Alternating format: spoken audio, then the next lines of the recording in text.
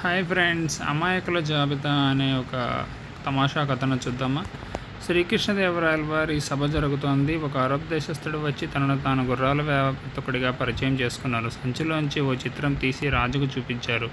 అది చాలా బలమైన, దృఢమైన అరేబియన్ గుర్రం. దాన్ని చూసిన వెంటనే రాజు ముచ్చటపడి, నాకు ఇలాంటి గుర్రాలు 5 కావాలి అని చెప్పారు.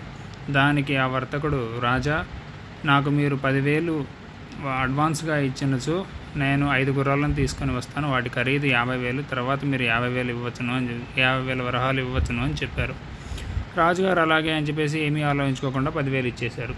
3 రోజుల్లో వస్తానని చెప్పిన వర్తకుడు తిరిగి రానేలేదు.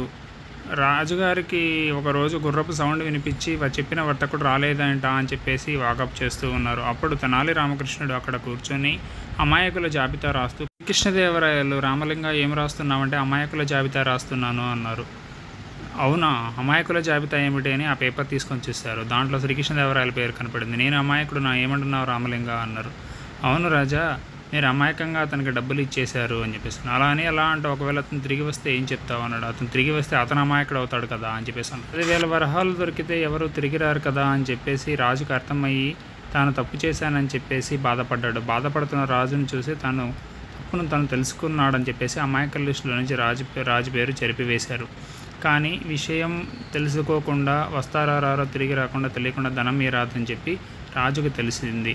So this is the story guys. Please subscribe. Thank you all.